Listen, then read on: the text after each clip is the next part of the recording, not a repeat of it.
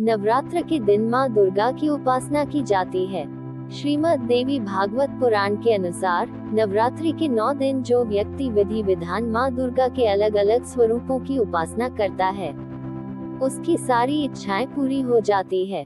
लेकिन नवरात्र के इन पवित्र 9 दिन तक माँ दुर्गा के अलग अलग स्वरूपों की कृपा पाने के लिए और मनोरथ पूर्ण करने के लिए पुराण में वर्णित इस कथा का पाठ करना चाहिए। नवरात्रि व्रत की संपूर्ण कथा बृहस्पति जी बोले, हे ब्रह्मा जी, आप बहुत ही बुद्धिमान, चारों वेद और सर्वशास्त्र को जानने वालों में सबसे श्रेष्ठ हो। हे भगवान, कृपा कर ये बताएं कि चैत्र, अश्विन, माघ और आषाढ़ मास के शुक्ल पक्ष में नवरात्र का व्रत क्यों किया जाता है? हे प्रभु, इस व्रत को करने से क्या फल प्राप्त होता है? इस व्रत को करने की क्या विधि है? और सबसे पहले इस व्रत को किसने किया? कृपया करके मुझे सब कुछ विस्तार से कहिए। बृहस्पति जी का ऐसा प्रश्न सुनकर ब्रह्मा जी कहने लगे, हे बृहस्पति, प्राणियों का हित करने की इच्छा से तुमने बहुत ही अच्छा प्रश्न किया है। तो सुनो, जो मनुष्य मनोरथ पूर्ण करने वाली दुर्गा, महादेवी, सूर्य और नारायण को ध्यान करते हैं, वे मनुष्य धन्य हैं। ये नवरात्र व्रत सभी मनोकामनाओं को पूर्ण करने वाला है। इसके करने से संतान चाहने वाले को संतान सुख, धन चाहने वाले को धन, विद्या चाहने वाले को विद्या और सुख चाहने वाले को सुख मिल सकता है। इस व्रत को करने से रोगी मनुष्य का रोग दूर हो जाता है और कारागार में पड़ा हुआ मनुष्य बंधन से छूट जाता है। मनुष्य की तमाम विपत्तियां दूर हो जाती हैं और उसके घर में संपूर्ण संपत्तियां आकार उपस्थित हो जाती हैं। काकबंध्या के इस व्रत के करने से संतान हो जाता है। समस्त पापों को दूर करने वाले इस व्रत के करने से ऐसा कौन सा मनोरथ है जो सिद्ध नहीं हो सकता? ब्रह्मा जी आगे बताते हैं कि यदि व्रत करने वाला मनुष्य सारे दिन का उपवास न कर सके तो एक समय भोजन करे और उस दिन अपने बांधवों सहित नवरात्रि व्रत की कथा श्रवण करे। हे बृहस्पति, जिसने पहले इस महाव्रत को किया है उसका पवित्र इतिहास मैं तुम्हें सुनाता हूँ। ब्रह्मा जी बोले, तुम सावधान होकर सुनो। इस प्रकार ब्रह्मा जी के वचन सुनकर बृहस्पति जी बोले, हे प्रभु, मनुष्यों को कल्याण करने वाले इस व्रत के इतिहास को मेरे लिए कहा, मैं सावधान होकर सुन रहा हूँ। आपकी शरण आए हुए मुझ पर कृपा करो। ब्रह्मा जी बोले, पीठत नाम के नगर में एक अनाथ नाम का ब्राह्मण रहता था। वह भगवती दुर्गा का भक्त था। उसके संपूर्ण सद्गुणों से युक्त मानो ब्रह्मा की सबसे पहली रचना हो ऐसी यथार्थ नाम वाली सुमति नाम की एक अत्यंत सुंदर कन्या पैदा हुई। वह कन्या सुमति अपने घर के बालकपन में अपनी सहेलियों के साथ क्रीड़ा करती हुई इस प्रकार बढ़ने लगी जैसे शुक्ल पक्ष में चंद्रमा की कला बढ़ती है। उसका पिता प्रतिदिन दुर्गा की पूजा और होम किया करता था। उस समय वह भी नियम से वहां उपस्थित होती थी। एक दिन वह सुमति अपनी सखियों के साथ खेलने लग गई और भगवती के पूजन में उपस्थित नहीं हुई। उसके पिता को पुत्री की ऐसी असावधानी देखकर क्रोध आया और पुत्री से कहने लगा कि हे दुष्ट पुत्री, आज प्रभात से तुमने भगवती का पूजन नहीं किया। इस कारण मैं किसी कुष्ठी और जय माता दी दरिद्र मनुष्य के साथ तेरा विवाह करूंगा। इस प्रकार कुपित पिता के वचन सुनकर सुमति को बड़ा दुख हुआ और पिता से कहने लगी कि हे पिताजी, मैं आपकी कन्या हूँ, मैं आपके सब तरह से अधीन हूँ। जैसी आपकी इच्छा हो मेरा विवाह कर सकते हो। होगा वही जो मेरे भाग्य में लिखा है। मेरा तो इस पर पूर्ण विश्वास है। व्यक्ति न जाने कितने मनोरथों को लेकर चिंतन करता है, पर होता वही है जो भाग्य में विधाता ने लिखा है। जो जैसा करता है उसको फल भी उस कर्म के अनुसार ही मिलता है, क्योंकि कर्म करना मनुष्य के अधीन है, पर फल देना के अधीन है। जैसे अग्नि में पड़े हुए तृण भी उसको अधिक प्रदीप्त कर देते हैं, उसी तरह अपनी कन्या के ऐसे निर्भयता से कहे हुए वचन सुनकर उस ब्राह्मण को बहुत ही ज्यादा क्रोध आया। तब उसने अपनी कन्या का एक कुष्ठ के साथ विवाह कर दिया और अत्यंत क्रोध होकर पुत्री से कहने लगा कि जाओ जाओ, जल्दी जाओ, अपने कर्म का फल भोगो। देखते हैं केवल भाग्य भरोसे पर रहकर तू क्या करती है। इस प्रकार से कहे हुए पिता के कटु वचनों को सुनकर सुमति बहुत दुखी हुई और अपने मन में विचार करने लगी कि हो मेरा बड़ा दुर्भाग्य है जिससे मुझे ऐसा पति मिला।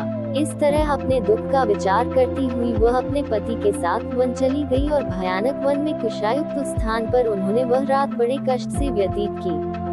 उस गरीब बालिका की ऐसी दशा देखकर भगवती पूर्व पुण्य के प्रभाव से प्रकट होकर सुमति से कहने लगी कि हे ब्राह्मणी, मैं तुम पर प्रसन्न हूँ, तुम जो चाहो वरदान मांग सकती हो।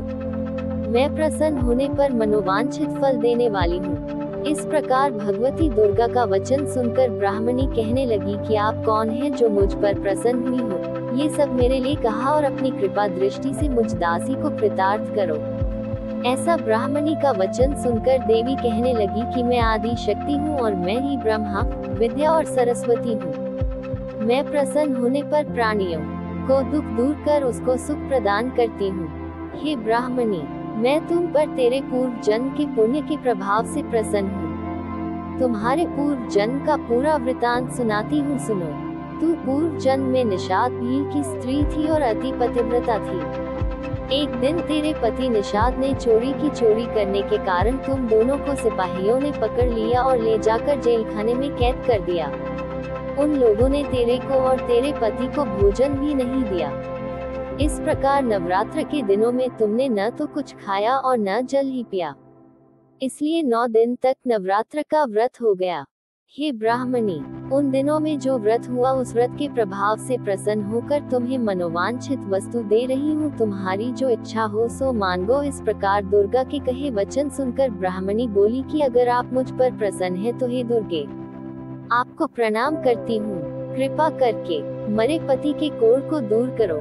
देवी कहने लगी कि उन दिनों में जो तुमने व्रत किया था उस व्रत के एक दिन का पुण्य अपने पति का कोढ़ दूर होने के लिए अर्पण करो। मेरे प्रभाव से तेरा पति कोढ़ से रहित और सोने के समान शरीर वाला हो जाएगा। ब्रह्मा जी बोले। इस प्रकार देवी का वचन सुनकर वह ब्राह्मणी बहुत प्रसन्न हुई और पति को निरोग करने की इच्छा से ठीक है ऐसे बोली।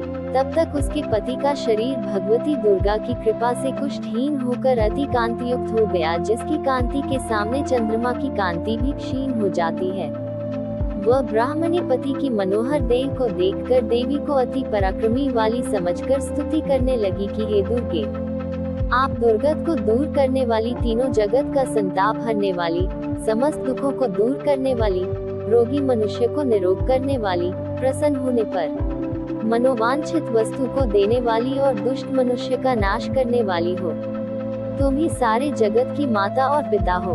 हे अम्बे, मुझ अपराध रहित अबला की मरे पिता ने कुष्ठ के साथ विवाह कर मुझे घर से निकाल दिया। उसकी निकाली हुई मैं पृथ्वी पर घूमने लगी। आपने ही मेरा इस आपत्ति रूपी समुद्र से उद्धार किया है।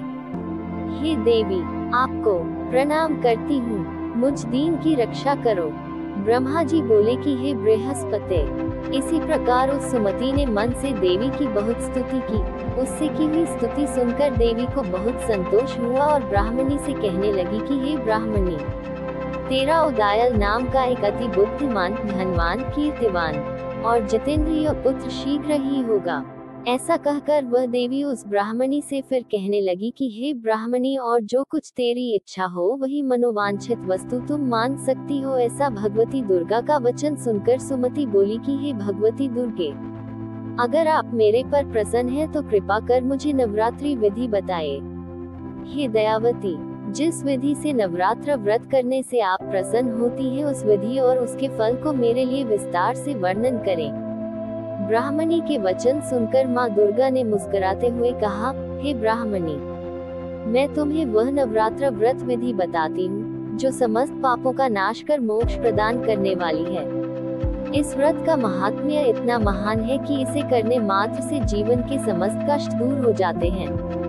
माँ ने आगे बताया, आश्विन मास के शुक्ल पक्ष की प्रतिपदा से 9 दिनों तक पूरे विधि विधान से व्रत करना चाहिए। यदि कोई पूरे दिन का व्रत न कर पाए तो एक समय भोजन कर सकता है। विधि पूर्वक किसी विद्वान ब्राह्मण से परामर्श लेकर घट स्थापना करें, वाटिका बनाएं और उसे प्रतिदिन जल दें। फिर महाकाली, महालक्ष्मी और महासरस्वती की प्रतिमाएं स्थापित कर नित्य पूजा अर्चना करें और पुष्पों से अर्घ्य अर्पित करें। उन्होंने अर्घ्य का महत्व समझाते हुए कहा, बिजौरा के फूल से रूप, जायफल से कीर्ति, दाग से कार्य, सिद्धि, आंवले से सुख और केले से आभूषणों की प्राप्ति होती है। इसी प्रकार हवन में खांड, घी, गेहूं, शहद, जौ, तिल, नारियल और अन्य सामग्री अर्पित करनी चाहिए। गेहूं से लक्ष्मी, खीर और चंपा से धन, आंवले से यश, केले से पुत्र और कमल से राज सम्मान मिलता है। माँ दुर्गा ने समझाया, व्रती को आचार्य को विनम्रता से प्रणाम कर दक्षिणा देनी चाहिए। इस व्रत को जो भी श्रद्धा से करता है, उसके सभी मनोरथ पूरे होते हैं। इसमें तनिक भी संदेह नहीं है कि 9 दिनों में किया गया दान और पुण्य करोड़ों गुना फल देता है। यह व्रत करने से अश्वमेध यज्ञ का फल प्राप्त होता है। इतना कहकर देवी अंतर्ध्यान हो गई। ब्रह्मा जी ने बृहस्पति से कहा, जो भी स्त्री या पुरुष इस व्रत को करता है, उसे इस लोक में सुख और अंततः मोक्ष प्राप्त होता है।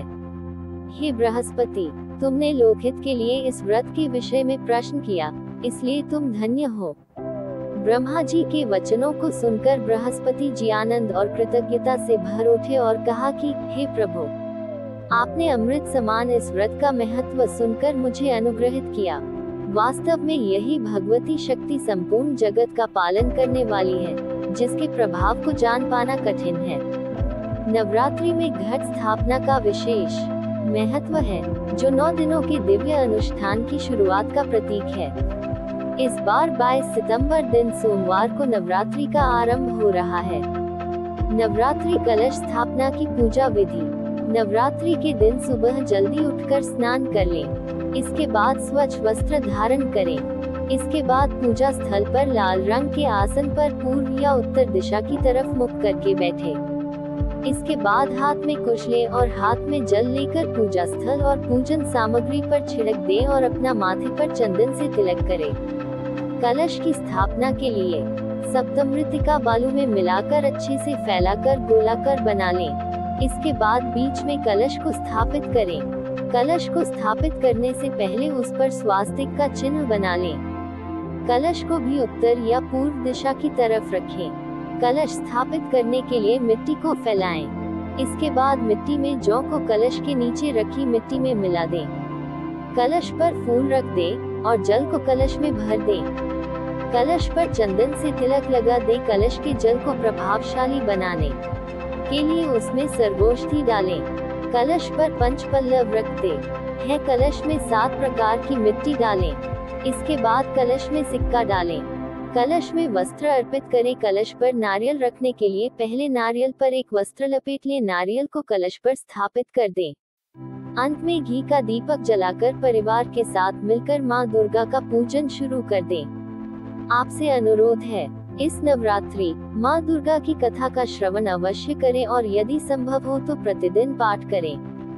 व्रत के साथ साथ श्रद्धा, भक्ति और सेवा का भी पालन करें। माँ दुर्गा की कृपा से आपके जीवन के सभी कष्ट दूर हों और सुख समृद्धि बनी रहे। जय माता दी। यदि आपको ये कथा उपयोगी और भावपूर्ण लगी हो तो कृपया इस वीडियो लाइक करें, अपने परिवारजनों और मित्रों के साथ शेयर करें और हमारे चैनल को सब्सक्राइब जरूर करें, ताकि माँ दुर्गा की ऐसी ही पावन कथाएं, पूजा विधियां और धार्मिक जानकारियां आपको समय समय पर मिलती रहें। जय माता दी।